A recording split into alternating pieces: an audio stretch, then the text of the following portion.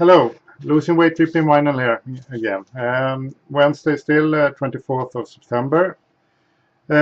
Reviews. I better do them today too. First,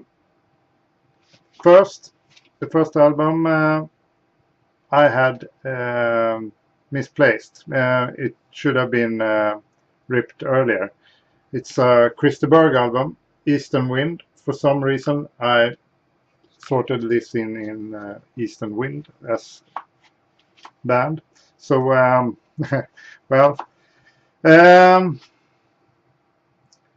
I don't know if this was right before or right after his collaboration with Rupert Hine, but it seems like of the other albums, other than The Man on the Line, this is a bit closer to what he did there.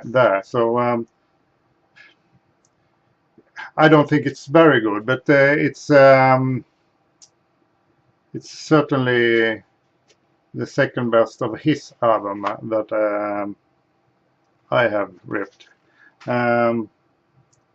Decent is the word I would use. Anyway, then we go on.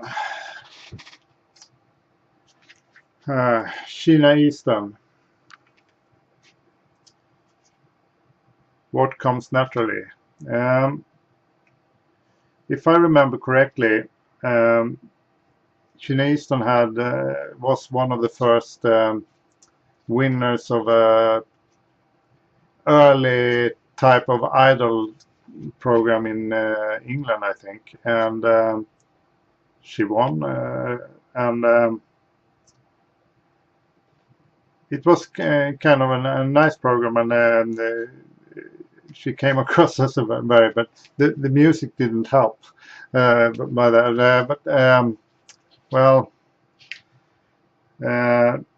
this is clearly not her best, and I don't even appreciate her music normally. So, well, it's well produced, and she can sing and so on, but the music really isn't my kind of thing.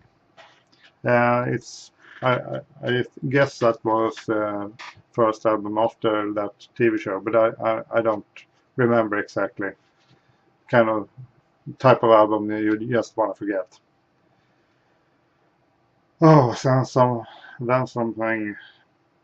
This is my brother's wife's album, Randy Edelman, You're the One, and it's exactly as horrible as the cover suggests.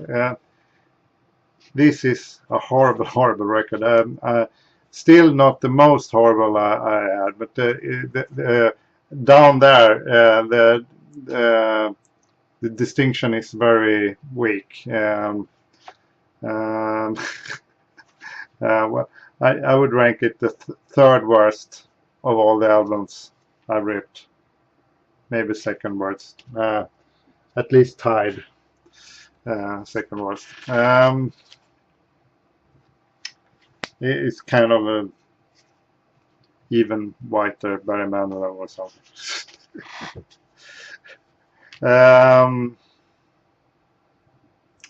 Then something strange. Hans Edler, Space Vision. This is one of those $1 record sellouts kind of thing, and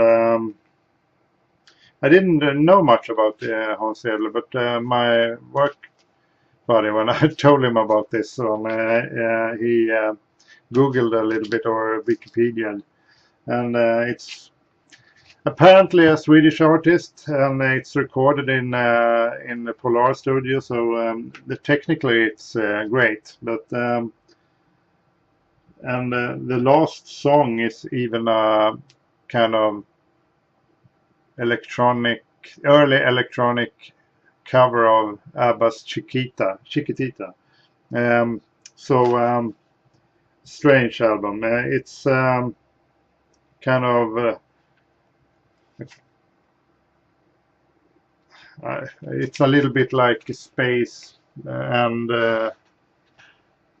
maybe a little bit of Tangerine Dream or something. It's well, I didn't like it particularly. It was kind of interesting just because it was so odd, but not something I will listen a lot to.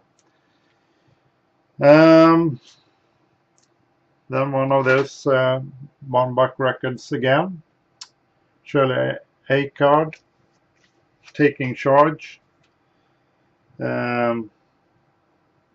This is one of those typical mass-produced, competently produced, but there's nothing technically or wrong with any musicians or singer or anything. It's just kind of bland music. I wouldn't recommend it. Then a little break from music. This is Lars Ekborg, which is a stand-up comedy kind of. It's so old that stand-up comedy wasn't even kind of a thing yet. It's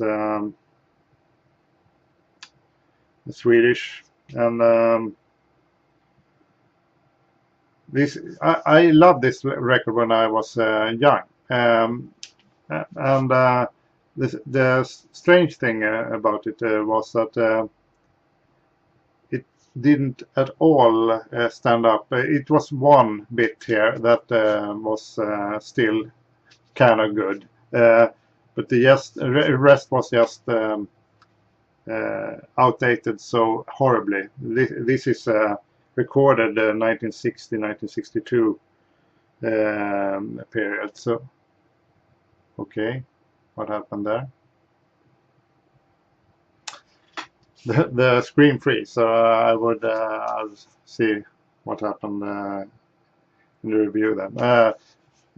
What I said when I screen freeze. This is recorded between 1960 and 1962. So the strange thing, what is still valid in this, is a bit about the Stockholm traffic situation and how the traffic planners are trying to make a mess, even bigger mess, purposely, and everything said in it is still pretty much valid, and a lot of the horrible examples they take up there actually is true now. So, well, after that, 4 albums by Ekseption. This is the first album. This one, I guess, was very modern and popular when it was released. It has not stand up to the time test. It sounds horribly old for what it does. I think it's very early. It may be very late 60s. It's kind of the idea about popping up classical music was practically born with this record, and so for that reason it's interesting. But that album in itself isn't exactly a good example. However, Ekseption, this 00.04. This might be, I ripped this as the second album. It might be wrong in order. This isn't pretty. This isn't particularly good either. But it does have the cover of Ave Maria, and that one is pretty good and very recognizable. It's classical for many reasons. Piece of music, and that one is it's kind of the thing they do one very good per record, and it was kind of the same thing with the first record, but even that one didn't stand up for test of time there. But this one actually is pretty good, and the sound quality is a lot better recorded and so on. The story is about the same with the Ekseption Trinity. Toccata, excellent version. A little touch of that quality of the Flight of the Bumblebee too, and but otherwise pretty bland. This is the last one, Ekseption 5.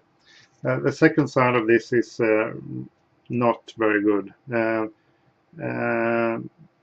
That might be because Rick van der Linden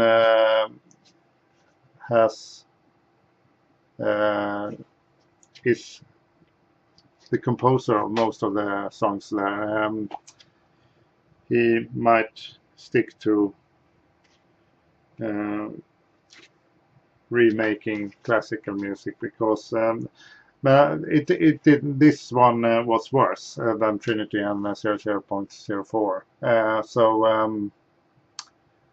But still, if you like that kind of stuff, and there is plenty of more modern examples of doing what they do here. But this is kind of the start of that movement to pop up classical music. So for that reason, it's interesting to listen to, but it's not particularly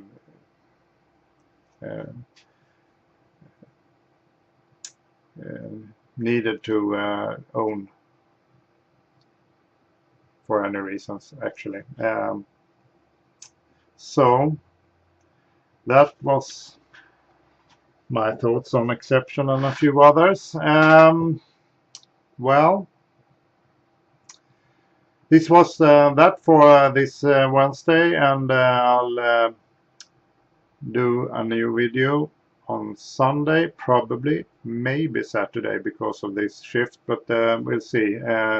It kind of depends when my hockey team plays a game, but I should be able to make a video on a weekend day anyway. I'm not going away or anything, so like I had the last 3 games. Anyway, that for now. See you next time. Bye.